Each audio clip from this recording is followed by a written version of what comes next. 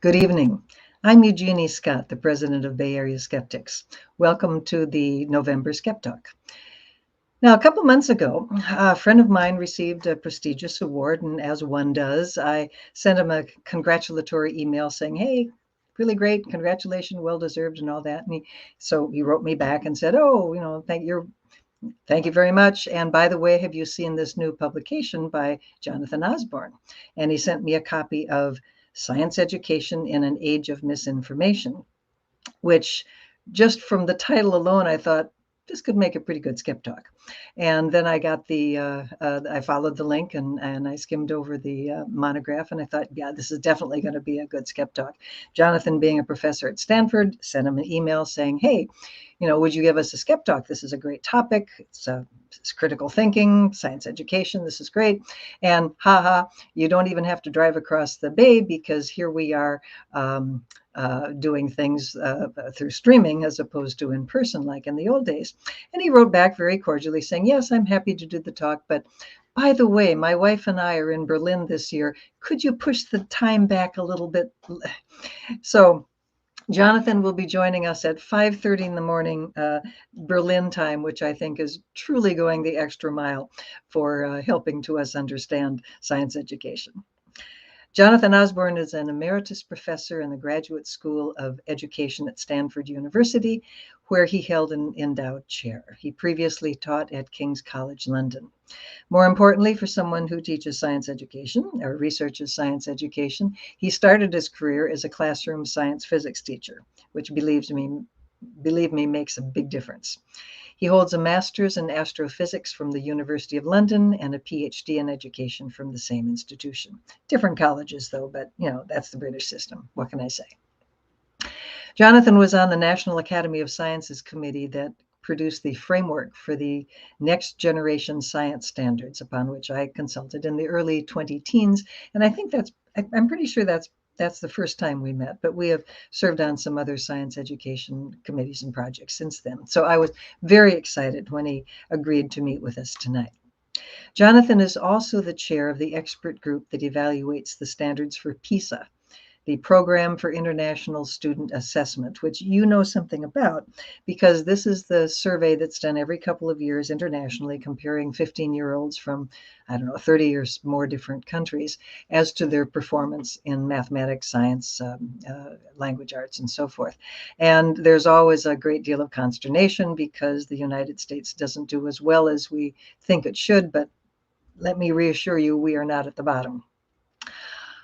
He is best known for his advocacy of an argumentation approach to science education, where students learn science through defending explanations using evidence and reason, which, of course, requires teaching students not just the conclusions of science, but the evidence for theories, as well as giving students the skills to critique and evaluate evidence.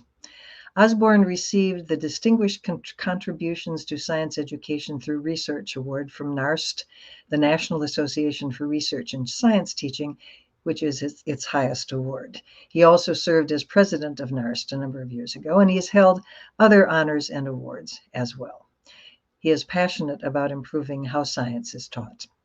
I came across an interview with him as I was making this introduction, where I got to say, he expresses some ideas that I too hold dear. One is the importance to a society of citizens understanding more about how science works and its importance. He wrote, quote, "If I were a professor of literature, anyone would be able to explain why Shakespeare or Cervantes are great writers. But can they do it with science? Our scientific understanding of the world is one of humanity's greatest intellectual achievements, and I wish more people would be able to explain to me why." He also has written, "School fails when it comes to transmitting the idea of a sense of wonder that provokes. Science teaching should take more into account the wow factor. If you look at your hand, you are stardust made flesh because all the atoms of your body were synthesized in a galaxy. Your life exists for 70 to 90 years, and you are one of billions of people on Earth, on this little planet that is orbiting the sun, and that there are 100 billion of these only in our own galaxy. That is amazing." Now, the other thing that is amazing, though less positively, is that so many students are having their understanding of science and many other issues distorted by an abundance of misinformation they are finding online. Students need digital media and information literacy. I've asked Jonathan to talk about his ideas about this problem and how we can help students be better consumers of social media and the internet in general. His talk is titled, as was the monograph, Science Education in an Age of Misinformation. So, Jonathan Osborne, welcome to the Bay Area Skeptics. It's so nice to have you here with us at the crack of dawn in Berlin. Very kind of you to be here at this miserable time of day. Thank you very much, Jeannie, and thank you very much for that introduction. So, in addition to getting up at the crack of dawn and probably not having quite as much coffee as one would expect you to have this morning, how are you enjoying Berlin? Berlin's fine. I actually live here now, actually. You So do. I You've moved do, yeah. permanently. I visit California from time to time, but no, yeah, my wife's German, so I live in Berlin. Well, I hope your German is brushed up, and I hope that you'll let me know when you come back to our side of the pond one of these times. Well, Okay. let you go ahead with your presentation because I know there are a number of people on YouTube waiting to hear you. So, over and out for me, and I will see you at the end, Jonathan. Okay, Jeannie, thanks very much indeed. And thank you very much to whoever is here listening. I'm delighted to be able to give this talk about this topic, which is a piece of work that I've been involved in now for the past 18 months. And really came to it, I think, slightly by accident, by invitation, by concern from a couple of people, Bruce Alberts and Janet Coffey, who were asking what could science education do to make a contribution to what they saw as the plague of misinformation.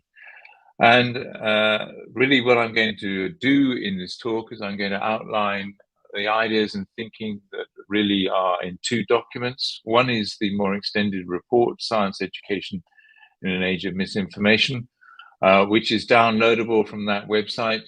Hopefully it's fairly clearly understandable. Science Ed and Misinfo.stanford.edu.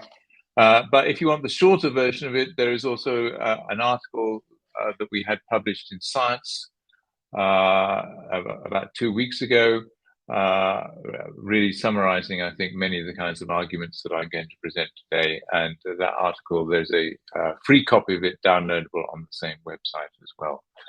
So that's the kind of, saves you the bother of making any notes or thoughts. You can go back to it. Hopefully what I have to say is of interest. So the question really we're going to ask is, well, why is this topic of misinformation important? This is some data on this recently from a poll survey, which is a survey conducted fairly regularly by the University of New Hampshire. And it gives you results of things like this: vaccinations implant microchips, 9% agree. Fortunately, 73% disagree. But this is some of the concerns, I think, to the background of science. Earth is flat, not round. NASA did not land on the moon. And the Earth is billions of years old. Now, there are two ways of looking at this, I think. One is that there might be a level of concern that, for instance, so many people agree with the idea that vaccinations implant microchip. The other way of looking at it is to say, well, really, what are you worried about? Nearly 3/4 of people think that this is ridiculous and they disagree with it. So maybe this is something we should worry about. But I think what I'm going to try and put forward is a thesis that essentially this is an issue of concern, and it becomes particularly an issue of concern around public health issues, as we saw in the pandemic. It's also a concern around this issue, which is the issue of climate change. This is the response to another survey conducted by Gallup. Do you believe increases in the Earth's temperature over the last century are due more to the effects of pollution from human activities or natural changes in the environment that are not due to human activities? Well, again, it depends which perspective you want to take on this. 65% think it's human activities, but there's a large percentage, 32, 3%, who think that it's due from natural changes in the environment. And given the kinds of situation that's going on the planet at the moment and the changing nature of climate, and the need to do something about it. This, I think, is where the concern starts to creep in, because we have a kind of fundamental issue here, which we all face as humanity, that has to be addressed. And this slide, to some extent, summarizes that contemporary challenge, particularly around the pandemic, where there were lots of people advancing all kinds of theses, and lots of people were believing them, even including, okay, I'm afraid to say, the ex-president of the United States, who was arguing that it was okay to treat COVID-19 safely with hydroxychloroquine. And then there were people arguing that ivermectin was another way of treating it. And this is a public health issue, and the uptake of vaccinations is also a public health issue, in the sense that you and I are dependent not just on ourselves taking vaccines, but we are dependent on other people taking it for there to be efficacious. So I come from a position where I have a concern about the way in which too many people, and from my perspective, I'm afraid it's a bit of a glass half empty way in that way, too many people are essentially finding it difficult to accept what you might say reliable scientific evidence for the beliefs we might hold about the material world that will guide action in a reliable way. And the concern, I think, also goes back to the sense of saying, well, we now have a system of science education where most people have some form of science education, quite reasonable to the age of 15 and 16. And yet that science education has, in some senses, failed to give them the, what you might say, the intellectual capabilities or the capacity to make good judgments about scientific information. And the question you've got to ask yourself is, why is that? And that, to some extent, I think, is the question that we try to explore in this report.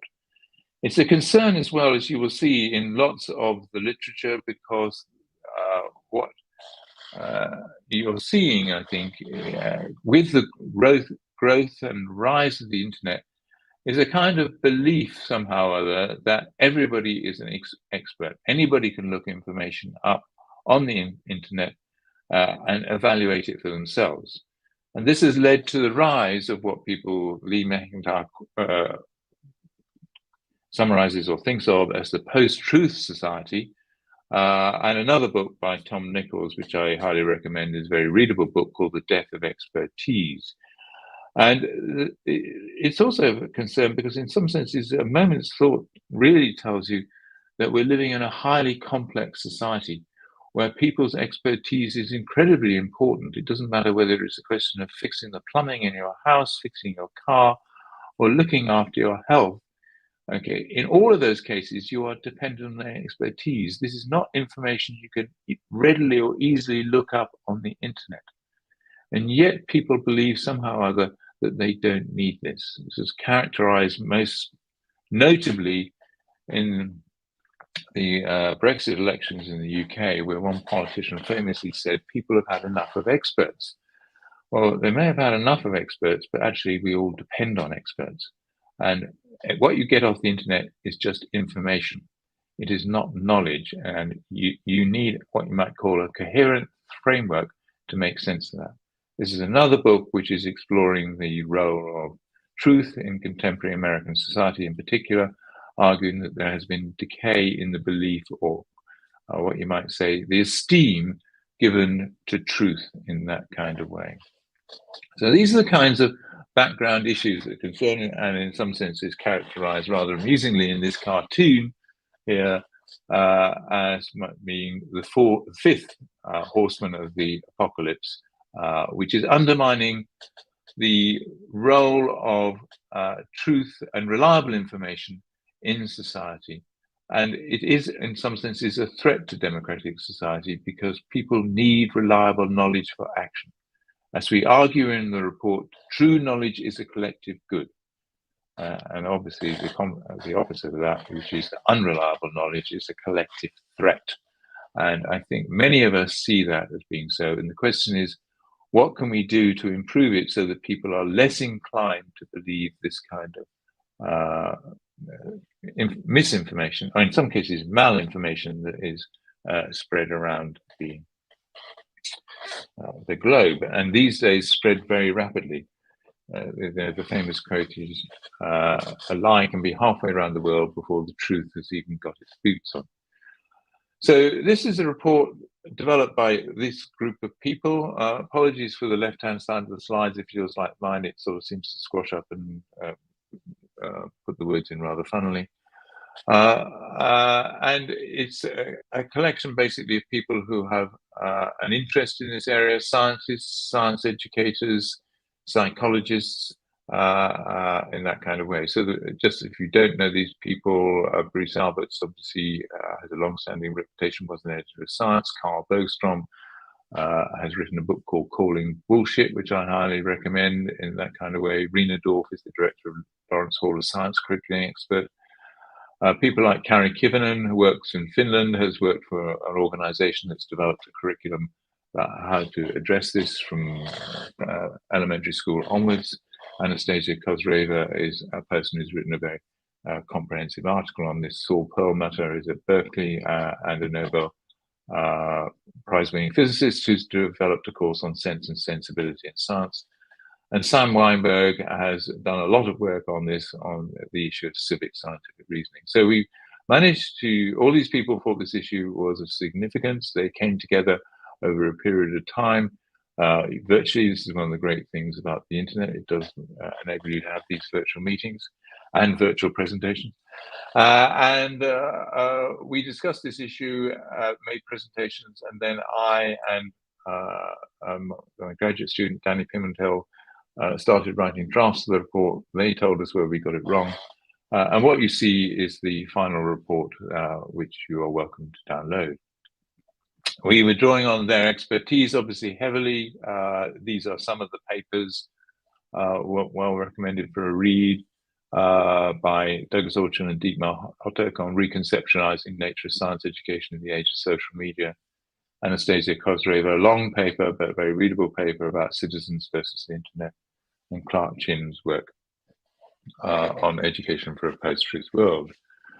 And this report, as I said, starts from this premise that true knowledge is a collective good. Therefore, it's very important for people to be able to evaluate what is true. And the issue fundamentally at the heart of all this is that much of the scientific information that most people come across outside, beyond their formal education, is of a complex nature. Some of the concepts are hardly touched on in school, so they are confronted with knowledge which they, on the whole, have very little expertise to understand. And they are essentially epistemically dependent on experts. And with an expert, okay, if you think about it, whether it's a plumber, a lawyer, anybody like that, what you make is a judgment based on reputation and trust. You judge their credibility. And the question, I think, underlying much of this report is how do you judge the credibility of any scientist or anybody who's pretending to make a scientific claim? And that's the final question. Because these are the kinds of things that you are confronted with, and you've seen this is an ongoing discussion. Is climate change an anthropogenic effect? And the working out the answer to that is a serious issue. Now, I don't know about you, but the obvious place to go to look for an answer for this is the IPCC report. This is an example. But okay, if you were an audience in front of me, I would say to you, how many of you have actually read the IPCC report? Well, first of all, start by saying how many believe this? Okay, and I suspect, being the audience you are, I would hope that most people believe that this is true. Overwhelming majority. There might be the one person who wants to be the iconoclast. And if I said to you then, how many of you have read the IPCC report, I think you'd probably be in the order of, generally when I do this, about 10%. So the question you've got to ask is, okay, so you haven't read the IPCC report, so why do you believe this? And the answer is simply because you know that the report has been produced by it's a consensus of a body of experts. That's one of the answers. The other answer is that you've read this repeatedly in a media source that you trust. So the issue here in answering that question is one of trust and credibility for most of us in that kind of way. So how do we make that judgment? And in looking at the internet is clearly a source of very useful information if you have these kinds of questions. If you want to know how to fix something, for instance, it's a wonderful source because you can find endless videos there showing you in detail what to do. It's also, though, unfortunately, a source of misinformation. People are using it to disseminate ideas which essentially are false in that kind of way. And that is what you might call the negative aspect of it. Then, there are people who are just presenting what essentially is false information or misinformation in that way.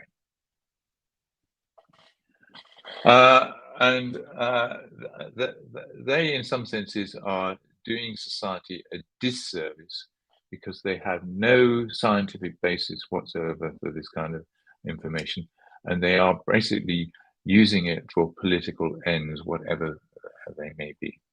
But if they are taking people in on the way, or if they are raising doubts, which is one of the standard strategies of these kinds of people, that in some senses is not a healthy aspect for society. So when it comes to this report, we essentially had 4 questions that we were trying to answer. First of all, why do students need the ability to evaluate expertise and information? And I think I've tried to give you some of the answer to that at the beginning, but there's a bit more to that as well in the match. I'll show you in a moment. What evidence is there that young people struggle to evaluate information successfully? And why is it an urgent priority for scientists and science educators to develop students' competency to evaluate information? And then finally, what can be done by scientists and science educators to develop this competency to evaluate scientific information and expertise? So these are the 4 questions, and to run through those questions and to try and give you some of the answers. But why is this competence needed? I mean, I think there's a kind of general impression out there that somehow or other that young people are digital natives, they are growing up in this environment. Surely they have the competency to do this without actually being addressed in formal education. And the answer to this essentially really is that it may seem like it's been around for a long time, but actually the internet in its current form, Web 2.0, has really only been around for a little more than a decade. And in that form, it has been used in ways that are novel. And as a society, it takes quite a long time to adjust to any kind of novel information environment in that way, and how it is used by people to disseminate. There is a very similar and interesting analysis about the rise of the printing press. The rise of the printing press led to the dissemination of a rather ghastly book about witches and witchcraft, which became the basis of many of people's obsessions with witches in the 17th and 18th century. Secondly, and the real feature about the internet is there are few gatekeepers. Anybody can put anything up from that point of view, and it can get disseminated. And as I'm sure you have experienced yourself, particularly in COVID times, all kinds of stuff was circulated, which was of a highly dubious nature. There used to be gatekeepers. Media had obviously science journalists who would make sure that what their reputation to some extent depended upon what they published being reliable.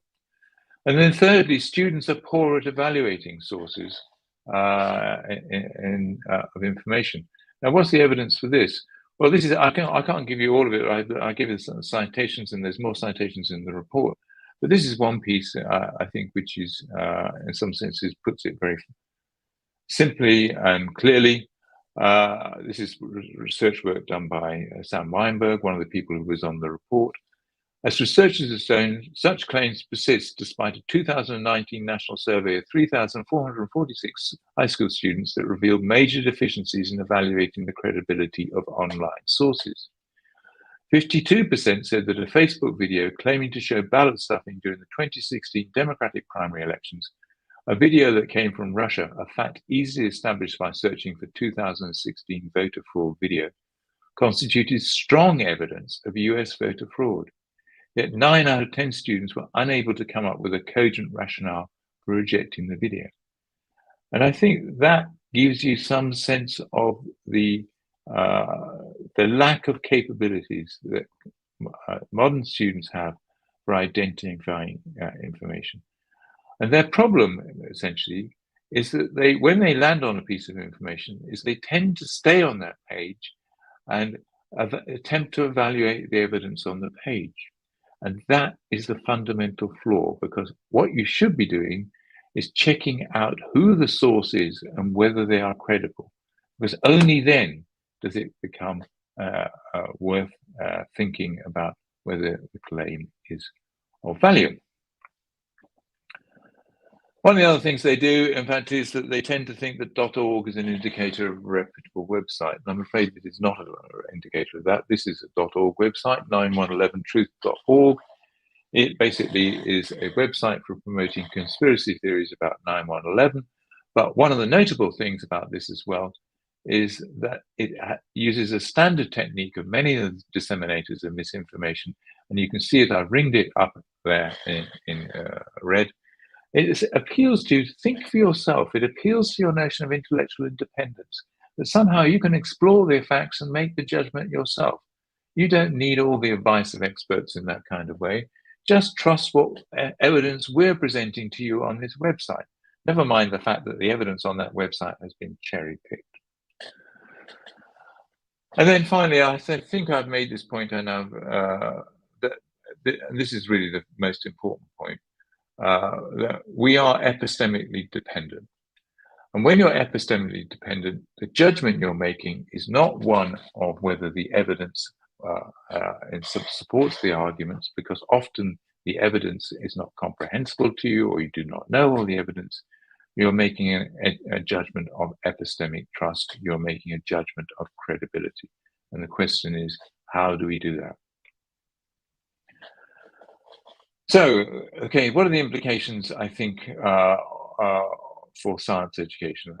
I covered most of those issues there, but the big one, I think, that we argue in the report is that we have to reconceptualize what we're trying to do in science education.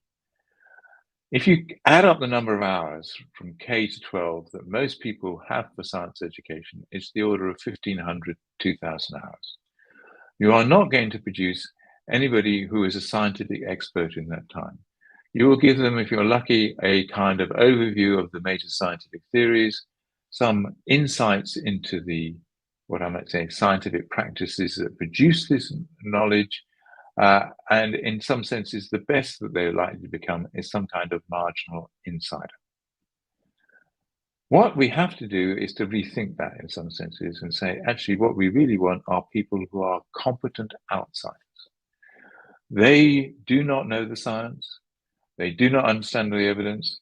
They might understand some of the terms that you're talking about. They might have a picture of some of the kinds of broad theories. How do they make judgments? How do we educate these people to make good judgments about scientific information? And this is, to some extent, okay, the focus of these pieces of work of people that were involved in the report, with Carl Bergstrom's book on calling bullshit, Sam Weinberg's book on civic online reasoning, and the fact-bari groups in Finland on fact-checking. And this is what we have drawn on in trying to answer that. We've also drawn on the work of other people of a more academic nature, Andrew Jewett's work on Science Under Fire, Gloria Ridgey's book on reputation, which is a very interesting book, and then Stephen Pinker's book on thinking about rationality. All these kinds of things, I think, have gone into our thinking. So you then turn to the question of, well, what can be done? And this is to start with, okay, if the issue is credibility and trust, you have to draw on the knowledge and expertise of the professionals, the experts in this case. And the experts in this case are professional fact checkers. And this is really the fundamental work that Sam Weinberg has done. And what he studied professional fact checkers and said, well, this is what they do. They exercise basically two important strategies. One is click restraint. Click restraint means that when you put a question into Google, you obviously, well, hopefully most of us ignore the ads that come up at the top, but then you get a list of things to look at. You don't just pick the top one, because the top one, okay, often might have been selected by some algorithm. You read through or scroll through looking for the one that appears to be most relevant and salient. If necessary, you need to look at, I don't know whether you notice these days, but on your Google search beside it are three dots. If you click on the three dots, it will give you some picture of where that information or that website has come from in that kind of way. So you try and choose which website to go to selectively. Which do you think is going to provide the best information? I suspect many of you do this already, given the kind of strange results sometimes you get in Google. Then when you open the page, okay, you do not stay on the page for very long, because all you do is look and see, well, what are the kinds of claims that have been made on this page? And in particular, you ask yourself, who is making this claim?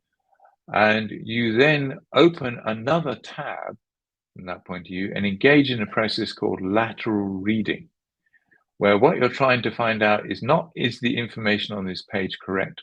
But you're asking the question, who is presenting this information? What can I find out about them from that point of view?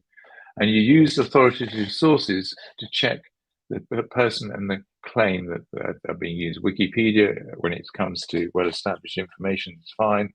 Snopes.com, sourcewatch.org, and scientific information.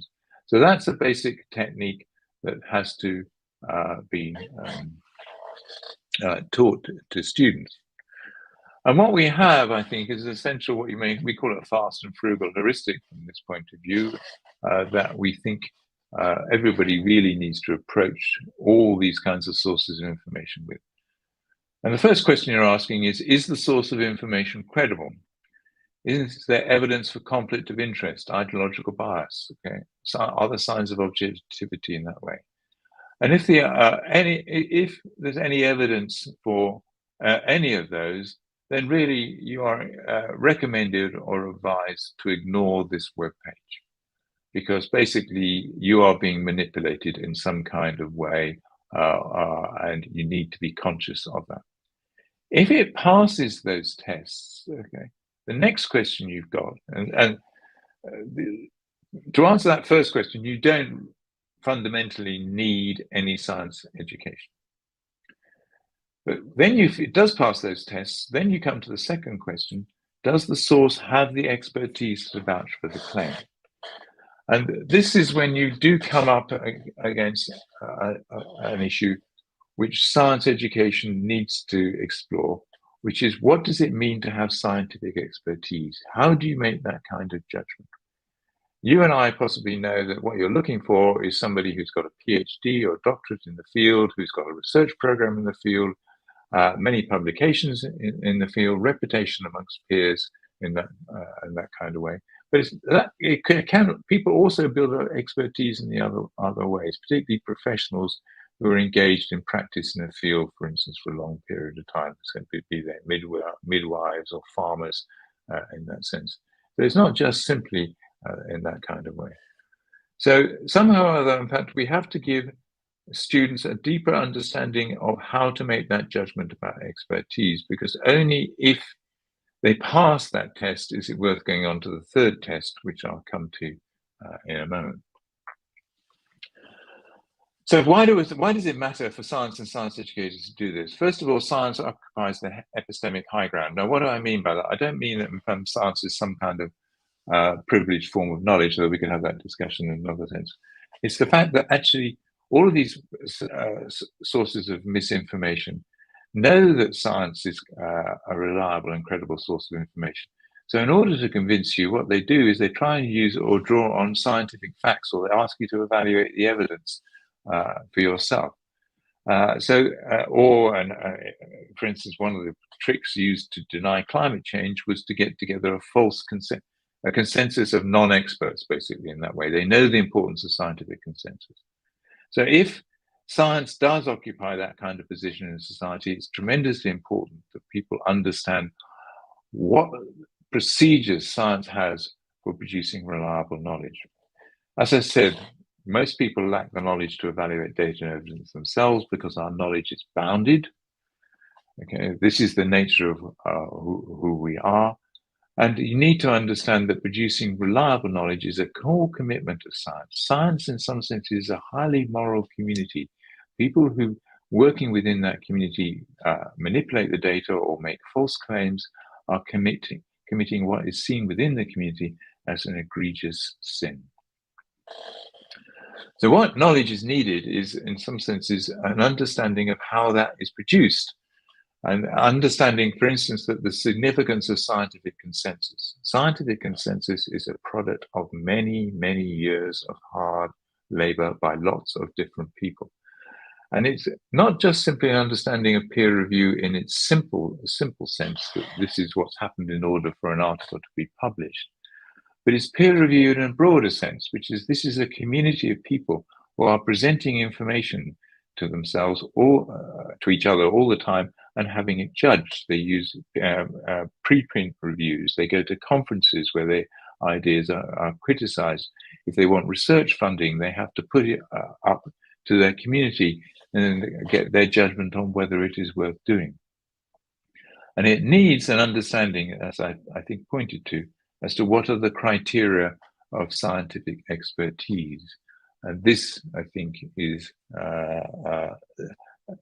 essentially what we argue is that this is a better understanding of the social practices that science has, not the nature of science in some senses. There's a feeling I think I now have that the nature of science and how any individual element of knowledge is produced is secondary to this. It's much more about understanding how science works as a community. Other pieces of knowledge that are needed, and this is always, I think, an issue for formal science education, because basically formal science education traffics in what you might call established scientific facts. It's what you get in the textbooks and what you get presented in the classroom is well-established, consensually agreed knowledge. There is nothing basically much, there's not much uncertainty there.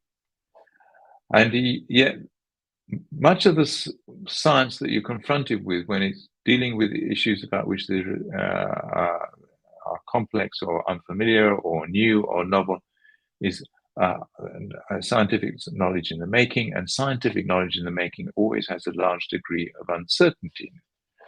You can see that in some senses around the debate that went on about whether wearing masks is a good or bad idea.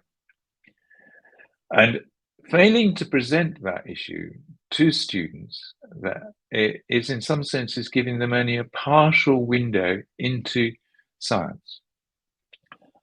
And there are many ways of exploring uncertainty. I mean, very simply, you can do it by giving out a sheet of paper giving each student in a class a sheet of paper and asking them to measure the length and the width. And they will not all get the same answer. And then the issue becomes, well, if we've got 30 measurements, how do we produce an answer which we can trust? So I think there has to be more exploration of uncertainty. It's really, the fact that we do so little of it is a disservice. Because what happens is students emerge from their school science with a sense that science should be producing certain knowledge, and then they're confronted by science which is uncertain, and they find this rather difficult, I think, epistemically to cope with. There's also the issue of cause and correlation, distinguishing the two. The fact that two things are correlated does not mean that they're causally related, and this is something you need to be on the lookout for. And then as well, there are many errors in human reasoning, which we are all susceptible to, mainly confirmation bias in that sense. And how do you deal with that, and how do you address this? So these are some of the kinds of things that I think need to be there. And that then takes us, I think, to the full heuristic that we have for dealing with this, which is the third question, which needs to be asked. And this is the really fundamental, important one. Okay, is there a consensus among the relevant scientific experts on this particular issue? Now, if the answer is yes, then you are well advised to accept the consensus. And advised, I think, might be the important thing there. If the answer is no, then there's uncertainty, then in some senses, the intellectual task you're faced with is probing the uncertainty. What's the nature of the disagreement? Okay, how strongly is that disagreement? What do the most highly regarded experts think? And again, one needs to be wary of one of the standard gambits that is used by people called the Galileo gambit, which is to say, oh, well, yes, okay, there's a scientific consensus, okay. But Galileo, in fact, okay, went against the scientific consensus and he was right. Well, actually, I think you could argue as to whether there was a scientific consensus about whether the Earth went around the sun or the sun went around the Earth. That was more of a religious consensus from the scientific consensus. And okay, the point is, Galileo was that an exception. Okay. Very rarely are people who go against the consensus shown to be right later on. The other notable exception, obviously, is Wegener and plate tectonics. But the transformation there happened because of scientific evidence. So this is the kind of heuristic that people need to develop repeatedly. What you're also looking for, and this is, I think, something that science education doesn't do a good job of, it in some senses comes back to some of the issues about awe and wonder that Jeannie was mentioning at the beginning, which is there's a distinction between knowledge and information. The internet deludes us into thinking that we know more than we do, but pieces of information are meaningless unless you can fit them into some kind of coherent conceptual framework, because knowledge is something about which is a framework of interrelated facts where you understand the significance of each of them. This comes from a book by Mike Lynch, and he says it's important to know how an entity or a concept is related to others, what its significance is, how it came to be, and why this knowledge can be trusted. Knowing what photosynthesis is, for instance, is of little value by itself. Being able to explain its significance, understand why it's such a crucial, important reaction, and how it's sustained is. In sum, how it fits into the scheme of things that support life is the kind of understanding that is acquired through extended study. And we can only do so much in the time we can to develop the kinds of frameworks that way. But developing a sense of the fact that we actually know relatively little compared to the experts, and that when confronted by experts, the proper response obviously is to interrogate who this expert is, rather than attempt to interrogate the knowledge itself. So that then takes me, I think, to what we see as being the policy implications for this in that kind of way. First of all, and I think this is something that is gradually being promoted, is the idea of media literacy, and that it has to be a core feature of every discipline. One of the kinds of standard reactions inevitably is to say, well, yeah, okay, I see this is important, but there's far too much on the curriculum. You're asking me to put something extra in as well. Can you tell me what I'm going to drop out? Well, I do have an answer to that, which is that I think there's far too much in the curriculum which is basically aimed at the education of the pre-professional scientist. There are many things which you and I can think of which we were taught in school science, which are really, they might be of sort of vague intellectual interest at the time, but I'm thinking of things like Ohm's law, which is a feature of most high school physics courses, but really is not the kind of scientific knowledge which is going to be valuable in later life. And I'm sure we can all think of many examples like that. So there is a sense, I think, in which we need to ask ourselves a very kind of fundamental question, which is that if the goal of, or if the argument for science education for everybody is one that we want to promote scientific literacy, we want to develop a citizenry who can engage with science in an informed and critical manner, really what we're trying to develop is a competent outsider. And really what you need to ask yourself is, what kind of competencies do you want that person to have once they have finished their formal science education? And that, I think, is what's fundamentally the failing of the next generation science standards. If you look at the next generation science standards, there are lots of performance expectations. And although the framework, which is the panel I was on, basically argues or gives us its rationale that it's aiming to develop science literacy, none of that has really been translated into any performance expectations which would measure the capabilities needed to be a competent outsider.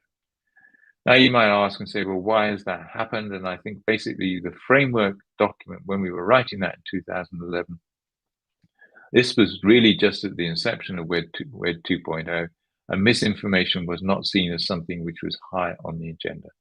I think it is now high on the agenda, and if you're going to address it, this is really the second point I've got here, which is that people need a good understanding of the social practices that science uses to produce reliable knowledge, because only if they've got that understanding can they start to ask the questions of the people who are making scientific claims and decide whether to trust them or not. And I think this is our third point, which is that in some senses, you might say, well, okay, fine, let's wait for the next iteration of standards when it happens a decade from now. And then our answer to that is, no, you can't do that, because that's too far down the road. This is too much of a threat.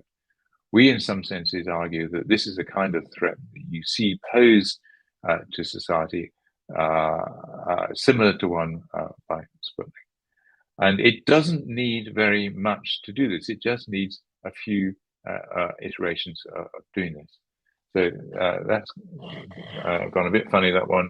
There are really four things. I don't know whether you can see it on the slide. First of all, standards and curricula need to be revised. That's not going to happen very rapidly, I know, because this is a kind of slow process. But this is something that we would like to see. New curriculum materials are needed. And it's not very difficult. In the report, we have some examples of the kinds of things you can do involving a science called co2science.org, which is basically funded by the oil industry to try and question the whole argument of climate change. You clearly need a program of professional development, but this is long term. And why do you need a program of professional development? Well, most people who teachers of science, including myself, had never been practicing scientists. And if you've never been a practicing scientist, you don't actually really understand the social practices that enable the production of reliable knowledge. And also, it's not something which is a feature of textbooks in that kind of way. So nearly you need to do something about this. And then fourth, you need new assessments. And in some senses, I think this is the place in which you can shift things most rapidly, because assessments are high stakes. And if you change the assessments or introduce assessments that ask students to identify why this knowledge is flawed, then you're asking a very fundamental different question. And these kinds of ideas, partly because obviously I chair the science expert group that produces the next science assessment framework for 2025, have a feature now of the new PISA framework. Students, there's a third competency where we require students to research, evaluate information for the purpose of action. So hopefully more of these kinds of assessments will appear. So that, I think, is in summary really what I have to say. As I said, there's the report available. Do go and download it. I'm very happy to answer any kinds of questions on this topic, as it's a subject dear to my heart. So thank you very much for listening. All right, thank you very much for presenting us with all those ideas. I have a little stack of papers that I was, I use the back of old cartoons. I have a stack of questions, just ideas that came to mind that I didn't want to forget, because there's so many ideas that were expressed in your talk. It's hard to know where to begin, really. This notion of social practices of science, I think, is a very, very useful one that I think, quite honestly, most scientists don't grasp. A little toward the end of your talk, you mentioned something about how, unless you're a professional scientist, you don't understand the social.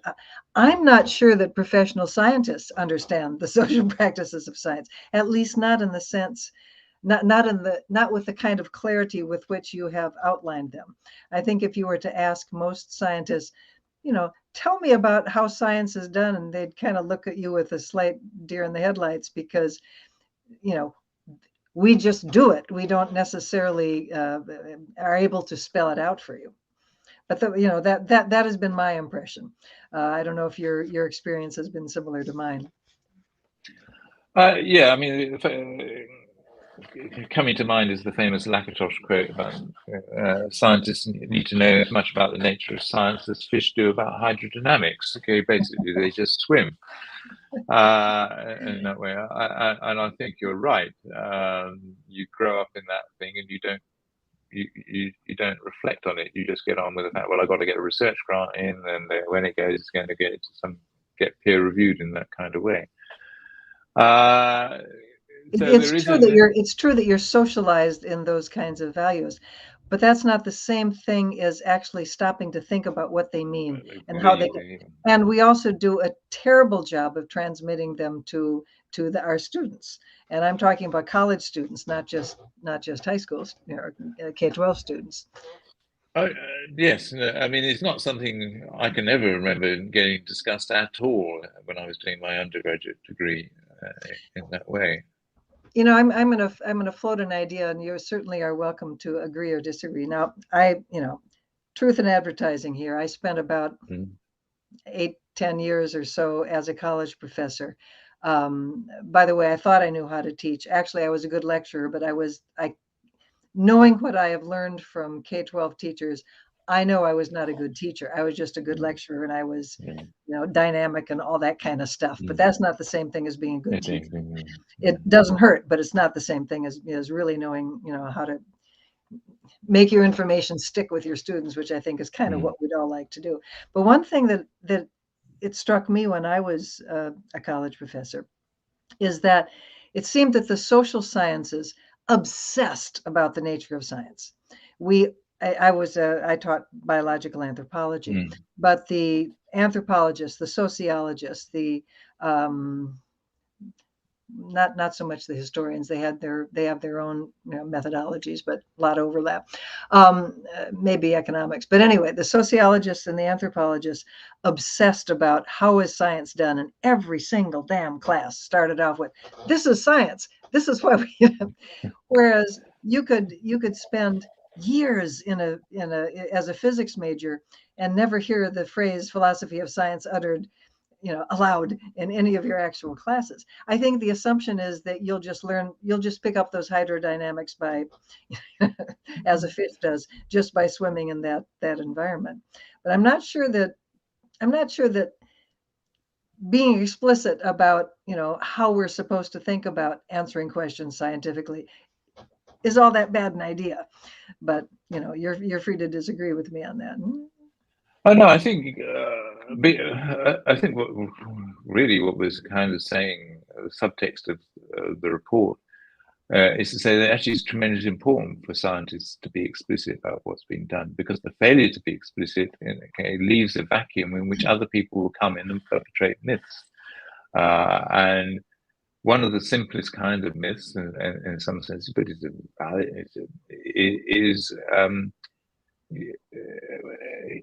science is an evidence-based argument. We don't disagree with that. That's totally true. But just look at the evidence, okay? But what they're appealing to is that kind of notion of you make judgments in science based on evidence, and if you look at the evidence for yourself, you can make your own judgments. So they carefully pick the evidence. I mean, go to co2science.org and see how they've picked off the evidence in order to present one particular view. And that's the mistake, because most of us, do not have the knowledge and capability to identify that the evidence has been cherry-picked. And only if you ask questions about, well, in the case of co2science.org, it doesn't take long if you do a piece of lateral reading to say, as soon as you do that, what is CO2science.org as a separate tab, you find it's funded by ExxonMobil. Okay, and then you go, oh, hang on. And then if you look at who are the people behind it? Okay, well, there's two people, they're both related. Okay? And then you look at their qualifications. Okay, they are dubious. I think one of them has a PhD, but notably they sat on the international panel of something experts, but it's not scientific. I don't know. These are the kinds of things you've got to learn to look out for. And really, in some senses, what you're trying to do is enhance people's skeptical disposition and ask the kinds of questions about credibility and trust. And in order to ask those kinds of questions, you have to have a kind of framework, theoretical framework that underpins the questions they are asking. And I think that's really what we're saying. That comes from making it explicit what the social practices of science are, and in particular, what the significance of scientific consensus is in that. That is really an essential element. The misunderstanding of what goes into scientific consensus is a very difficult problem. I'm concerned a little bit, as I was when I was reading the monograph, and then hearing you talk again today as well. I'm wondering if there might be a disadvantage. Well, that's not the right word, but let me put it this way. Might your point about making people expert outsiders by relying upon analyzing the source of the information, the people producing the information, their qualifications, the procedures by which they came to their conclusions, etc. People who are what we would consider on the misinformation side of things, so we'll use climate change as an example, they have their own list of experts. They have their own list of people that they trust. And this is why your mention of trust is so very important here. If you're generally ideologically based bias toward accepting certain conclusions about science,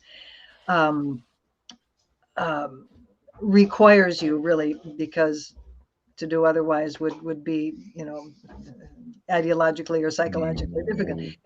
If you are required, as it were, to accept people who hold this position, it's a type of cherry picking, I guess, of sources. But by promoting the idea that we go to the source of the information, are we not reinforcing the people who are going to sources that are unreliable? I didn't explain that very well, but hopefully some aspect. Yeah, I think. Well, what do you got? How do you get out of that tailspin? How do you get out of that? Okay, I mean, first of all, the issues are complex. Okay, what we're suggesting here is a contribution to challenging this. It's not going to be the whole answer. And it's clear, if you live in a small religious community that believes in creationism, your identity in some senses is bound up with that. And if you chose not to believe that, then in some senses you become an outsider. So a lot of people accept the beliefs of the community in order to sustain their membership of the community in that kind of way. And there's not a lot, I think, that I don't have any easy answers to that particular one. I think what we do have, and that's really what we're arguing for, is that we're talking about people, educating people between the ages of 5 and 18, and developing capabilities and competencies to question information. And there is some kind of evidence that, I think we have a growing body of evidence that we can do that. For instance, my co-author on the report, Daniel Pimentel, his PhD study is looking at teaching students to do this and seeing that they actually get a lot better at detecting things in that kind of way. So you're giving them the intellectual tools that they can use. If in later life they choose not to use them, or if they choose to, in some senses, ignore the evidence that those tools are presenting to them, there's not much you and I can do. But if we have failed to give them the tools in the first place, then I think we have failed them as future citizens. No, and I really think that the decision tree that you presented, that figure one heuristic from the monograph, is extremely useful and really is a very concise presentation of how we can help people become more critical thinkers. We do have some questions. A couple of them have to do with mathematics education, actually. I hope you don't mind. Close enough. You know, there's a certain Venn diagram overlap here.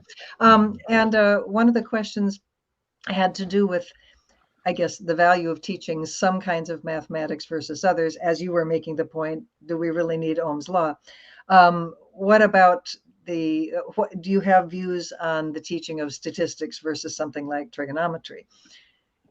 I have views. I've got my own personal views. It was actually not an issue that really came up when we were producing the report. And this is actually the first time I got asked a question of this nature about that. But the same kind of, I think it's the same kind of position basically, which is that most of the issues, or many of the issues that you're confronted with,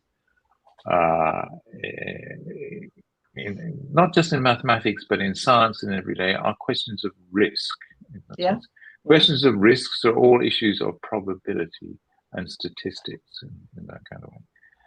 And you need to develop or you need to have experienced a lot of statistical thinking to, in some senses, determine what's, to understand concepts like norm, average, median, outliers, distributions, which well, we just went through basically an election. That's a very good example. You know, what is the probability of this candidate versus that candidate, and what does the range of margin of errors?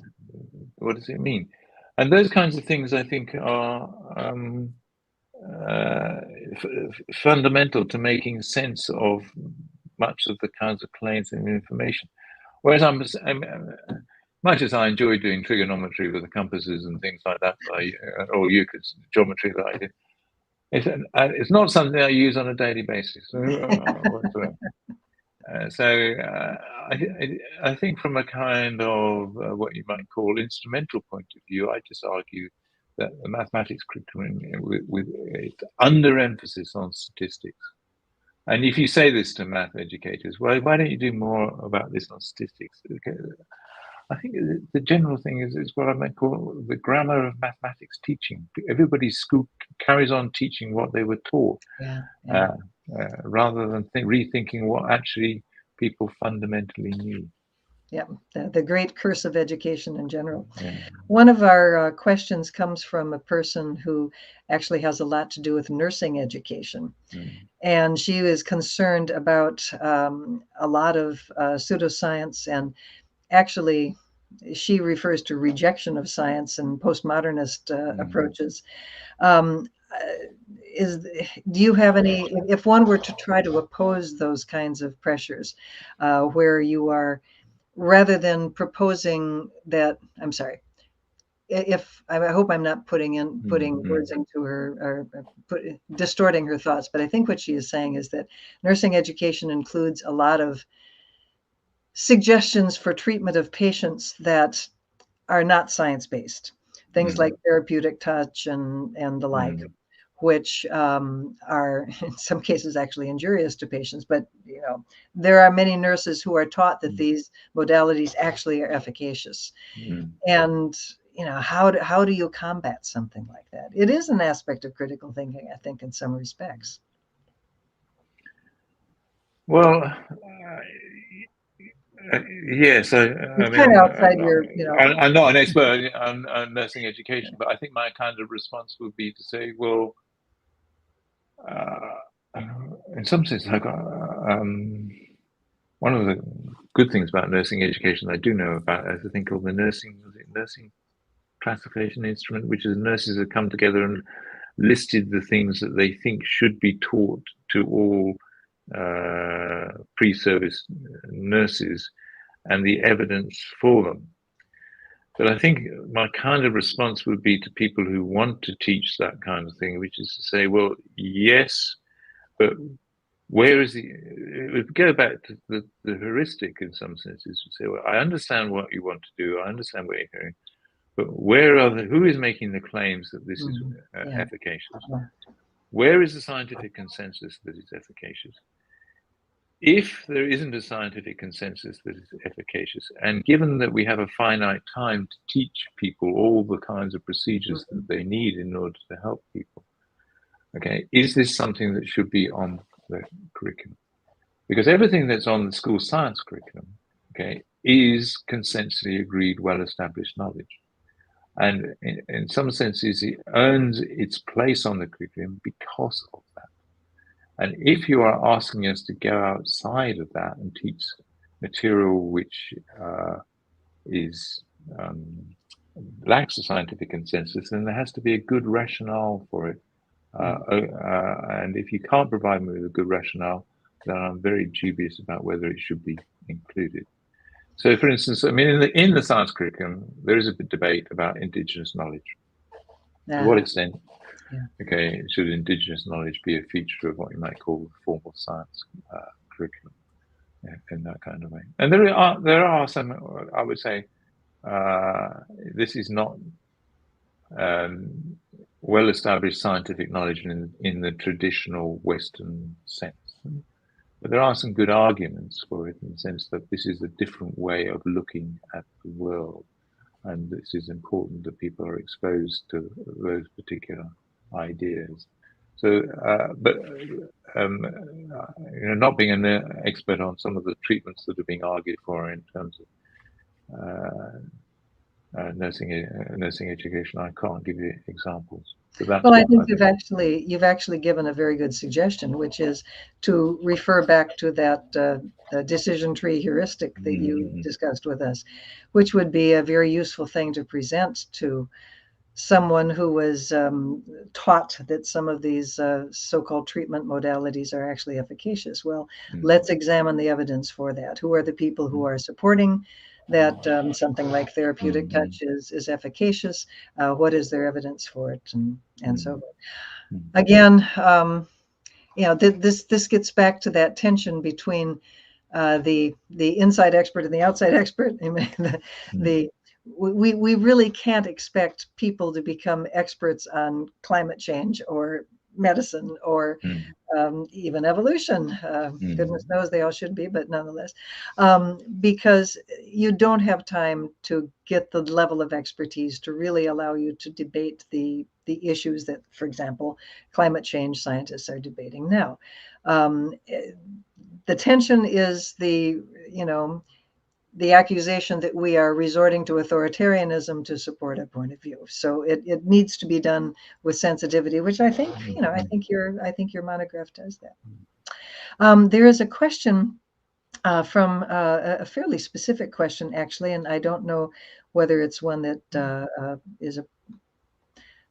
Do you know the work of a person named John Rudolph? Yes, I do. Yeah.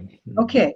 The question says, do you agree with John Rudolph's assessment of how science is taught in secondary schools? And there's actually Rudolph, 2019. He even had a specific reference in mind, but perhaps that's more familiar to you than it is to me. No, well, that is familiar to me. And yeah, John Rudolph actually has a new book coming out, okay, whose title I can't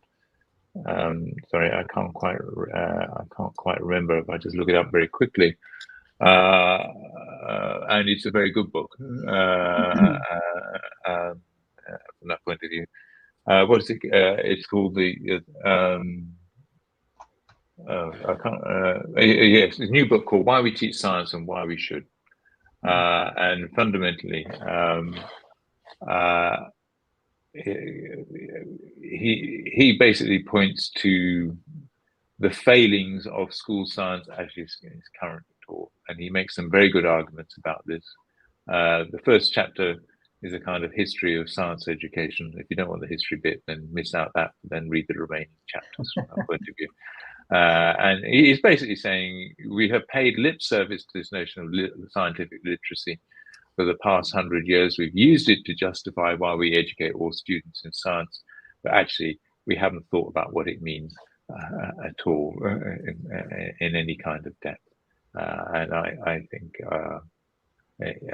yes, I think he's got a lot of importance to say, and when his book's written for the general public, so when it comes out, do think about getting a copy. I have no vested interest in this, by the way.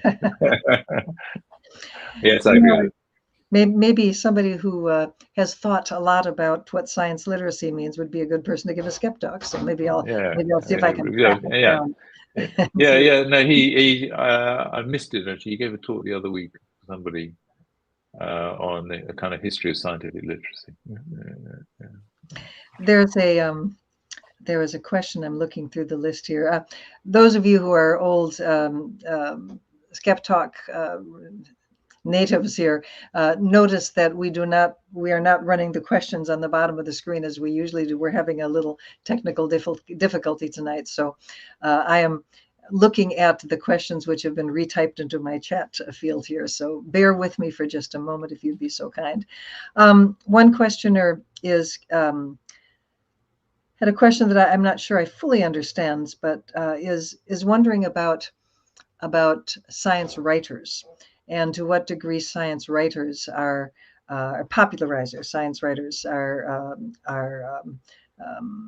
using these techniques, perhaps, or contributing to misunderstandings or more understandings. Do you have an opinion on science writing for popular consumption? Popular consumption. Well, on the whole,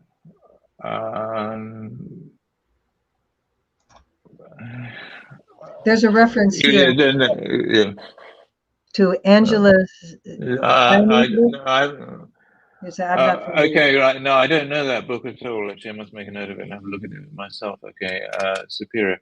But on the whole, and I'm going by the kind of stuff that I've read, most of the people, actually, I haven't read some more of the recent stuff, has been produced by people who have a pretty good understanding of science in their particular discipline.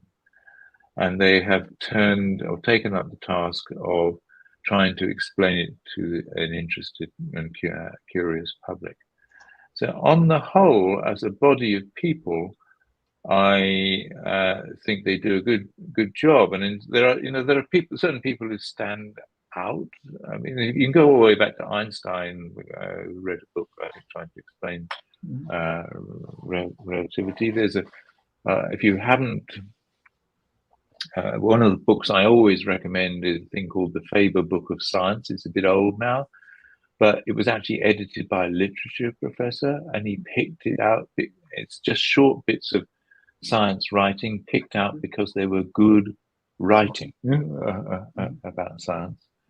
And there's obviously people like Stephen Jay Gould, or Carl Zimmer. Yeah, okay. And some of their ideas were controversial in that sense. But I tend to think that most, and then there's the Natalie Anger, I always used to like. She has a book called The Canon. I tend, and they, in some senses, bring science alive in a way that often classroom fails to do. Obviously, if there are, I don't know this book referred to, but if there are issues with it, then hopefully somebody will challenge it in that kind of way, and how it got published. But as a community of people, there are obviously people who will misrepresent what you and I think are accepted ideas. But I think my response to that question is I think that most of them do a valuable job. People do have questions about the material world, questions that do not get answered in some senses in school science. They turn to these kinds of people because they produce it in a form which is comprehensible and digestible. So I'm going to assume that this person, Angela Saini, is a bit of a rogue example of the community. Well, I I also am a big fan of good science writers. I think there's a lot of them out there, and they perform a very important service to helping make science exciting to the public, which absolutely needs to be the case. Well, Jonathan, we've kept you longer than I told you we would. There goes my credibility right there. But I do hope that you have enjoyed your time with us. We Yes, certainly thank you very much. profited very much from hearing your ideas. There's tons. For those of you listening to this, I will arrange by tomorrow to put a link to Jonathan's monograph on the YouTube page so that anybody who wants to can follow that and download it and read it at your leisure. It's got a lot of food for thought in it, and I think it's well. There have been very many questions here. I think there's a lot of interest in it, so I will do that. There was also a question about a list of the books that you mentioned. Are those also in the? They're all in all the references in the report. Yeah. Okay. So that would perhaps answer those questions there. So Jonathan, let me thank you again for spending this very early morning with us. For you, either have a cup of coffee or take another nap, and maybe we'll get you back for some Skep Talk in the future. But okay, thank you very much. Thanks for the opportunity. Take care now. So for the rest of you, I do want to call your attention to the fact that we will be meeting on December 8th next month, second Thursday. Dr. Adrian Mayer will be speaking on gods and robots, imagining artificial life in antiquity. Now, we tend to think of artificial intelligence as a modern preoccupation, but like so much else, the ancient Greeks got there first. Automatons, self-moving devices, and artificial intelligence were conceptualized in antiquity. And of such machines with which we wrestle with today were also a matter of concern for people in antiquity. So please join us next month at 7:30 p.m., our normal time, on YouTube, and you'll be receiving the link in the usual sources. Join us again for Bay Area Skeptics. And with that, I will say good night to you, and thank you for coming tonight, and I hope to see you again next month. Good night.